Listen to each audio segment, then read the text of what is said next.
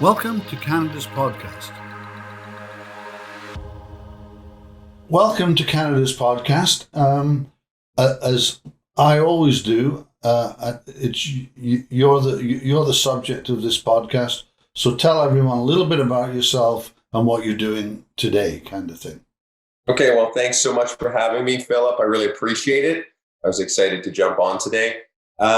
So I'm a realtor. I'm a realtor, but it's a little different because I own a real estate brokerage. So I'm the broker of record and owner, and it's an independent company. So it's not a sub corporation or anything like that under one of the majors. I used to be a Remax guy, and I wanted more autonomy and such. So I moved off, and I'm an independent now. So it's a little bit more of an entrepreneurial build.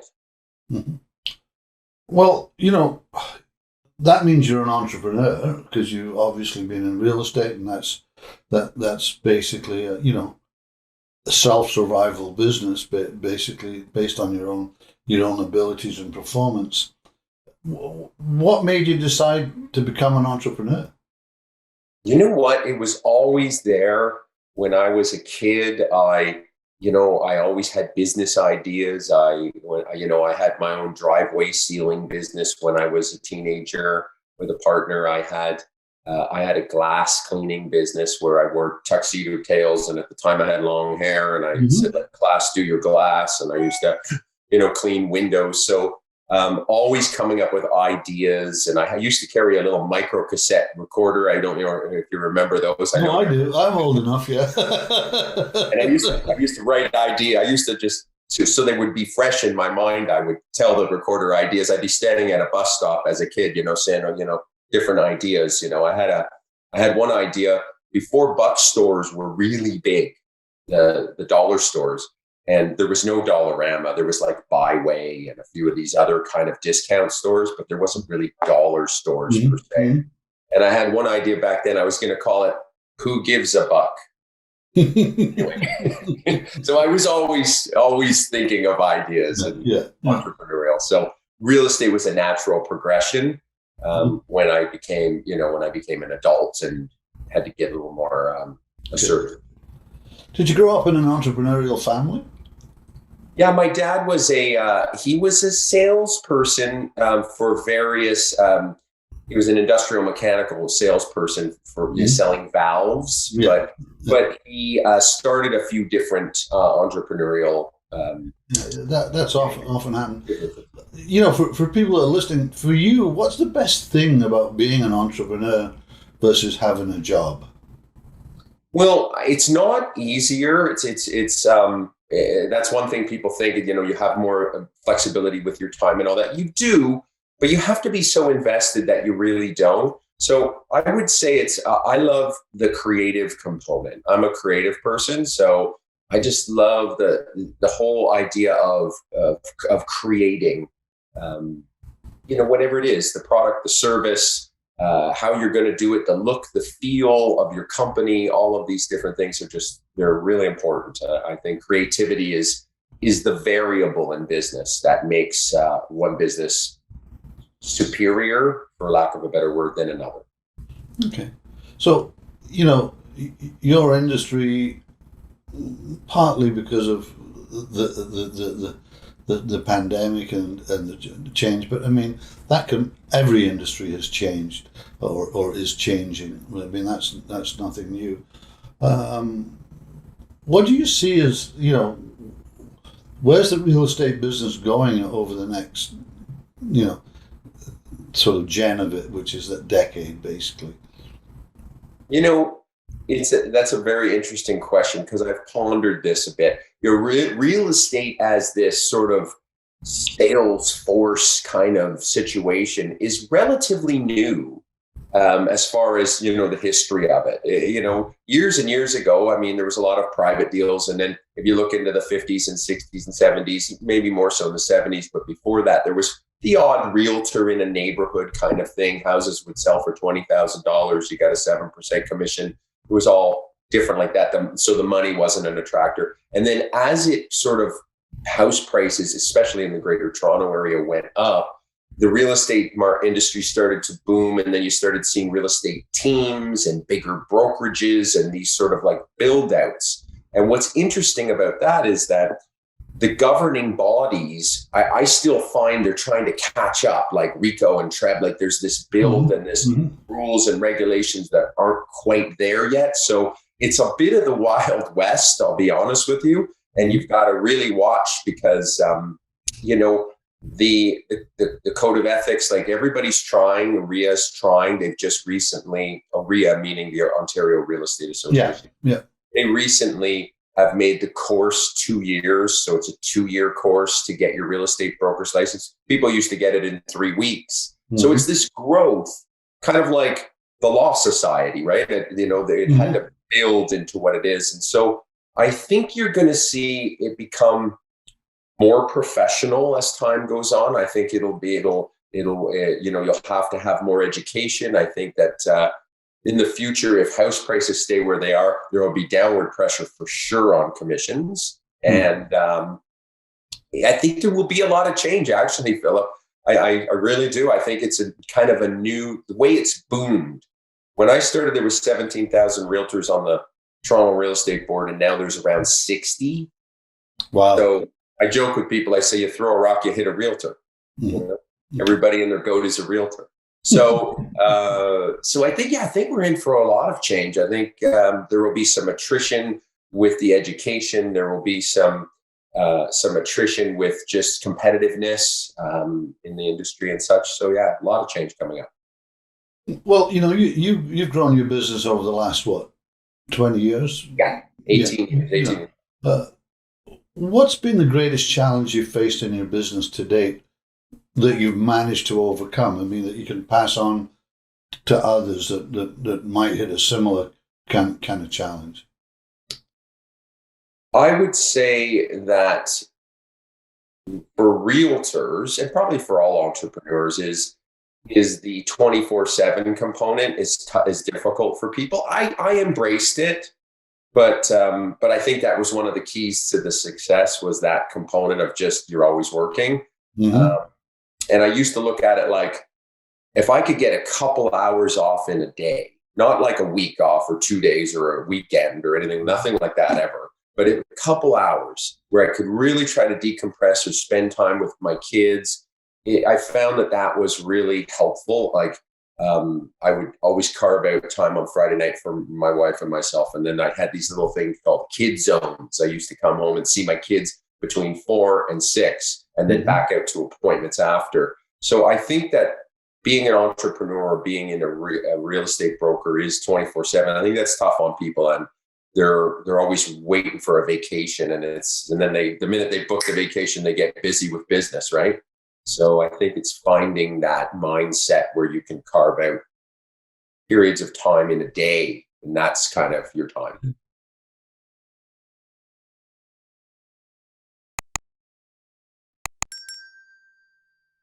So you've been pretty successful, Jay. If you could go back, say, 15 years, what advice would you give yourself that might have made it easier? Back to the work ethic. Yeah, I think that I took a rocky approach. Cut me, Mick. I took that approach to the business. Sometimes I just would outwork the next guy, and since then, my modus operandi has changed a lot. Not just becoming more experienced and smarter, but just a component of sort of operating from a point of connection and sort of like the oneness of all of everything, and just being this. It's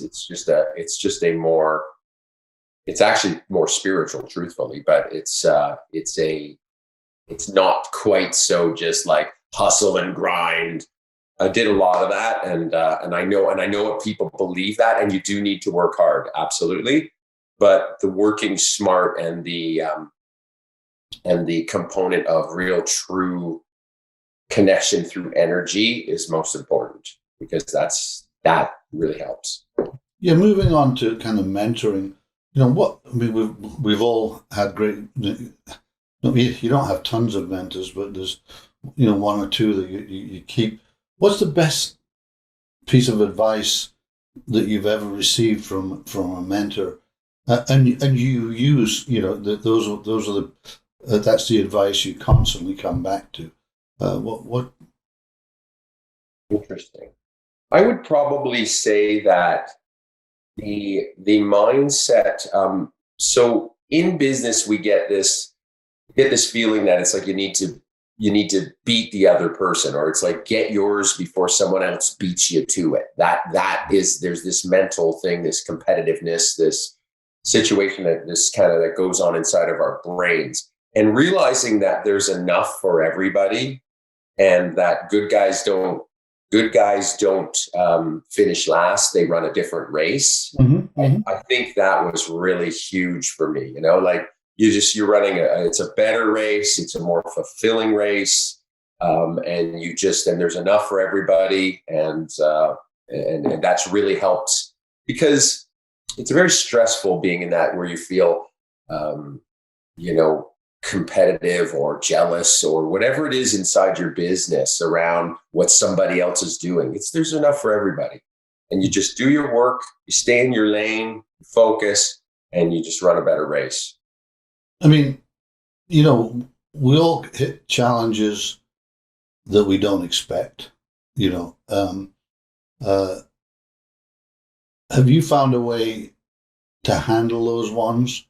Where because they come up once or twice a year or once or twice a decade, depending on the size of them. Have you've been doing it long enough? Have you found a way to get round that wall kind of thing? The process. Yeah, absolutely. We don't, I mean, there's so many platitudes on social media that when you say one of them, it just sounds like another platitude, right? But the truth is, if you approach your difficulties or the sufferings you go through, Yeah. or your just the fact that you don't lose, you learn. If you Right. approach it from that standpoint, there's something in there for you. Mm-hmm. You can break through a barrier by moving through that. You gain wisdom, you gain experience, you know how to handle it better the next time, or maybe you adjust your systems, or you build out something so that a component or a something contractual that just helps you um, uh, negate that in the future. So it's about understanding that you will learn from it, rather than being upset or frustrated. Mm-hmm. Got to get through that quick. 15 seconds. That's another one. 15 seconds, 2 minutes. Let yourself have it. It's okay. You're human. Your ego's freaking out. Let yourself have it. And then you got to get through it as quickly as possible. Realize there's a lesson inside of it, and move through it to the other side, and then adjust. And the ideas you have, you implement. That's another thing. Anybody can have ideas. People say, oh, you need great ideas. Of course you need great ideas, but you need to implement the ideas. Then things improve. Good thinking. Okay, let's get away from philosophical stuff now and move to what I term some rapid fire questions. So kind of a little bit more relaxed. Okay. Cool. If you weren't doing what you were doing now, what would you be doing instead? I would probably be a musician. A musician. What instrument? I play guitar and sing, and I play a little bit of everything, drums, but I probably would guitar and singing. Okay. What book are you currently reading or listening to, or however you absorb book? Or is there a book that you've read that you would recommend to our audience? I am currently reading A New Earth by Eckhart Tolle, Yeah. which is a spiritual book. But The Power of Now by Eckhart, I just finished, and that's a great book. It can be really applied to business, because it's about now. Yeah. Right? We're always wallowing in the past, or focusing on the future, and we need to have goals. I But haven't read that. I'm going to take in it. that moment, Mm-hmm. be most powerful, right? Are you a morning or a night person? Night. Interesting. Okay, you're one of the smaller group. I would say about 85% people I ask that question that are entrepreneurs are morning people. It's really. I know. I've got some oddball components to it all, but yeah, I've built out a lot of my business at 2 o'clock in the morning. Yeah, that's right. So, if you had to pick one word to describe yourself, what would it be, and why?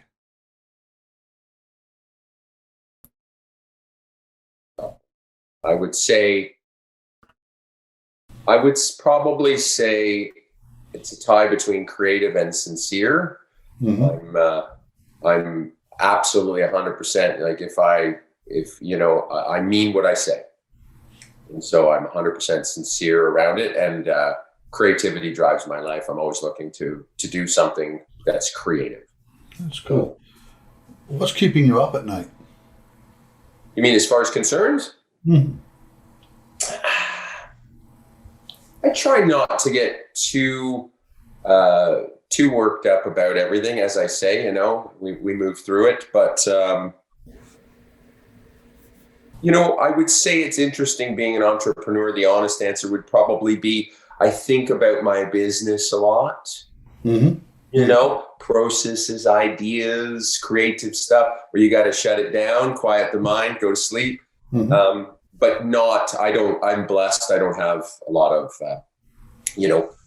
big problems going on. Like I have things going on, but I try to move. Yeah. Okay. Jay, that's we're going to come to an end, and it's been really interesting. I love some of the things that you said earlier. It was great. How can people get a hold of you if they've listened to it and they want to talk to Jay? What's the best way for them to get a hold of you? Yeah, you know what? Send me an email would probably be great. You can call me too, but my email is jay@jaymiller.ca. It's really simple. And the J is JAY@JAY-Miller.ca. Okay. All right, Jay. Thank you very much for coming on Canada's podcast. It's been really nice talking to you. Likewise, Philip. Thanks for having me.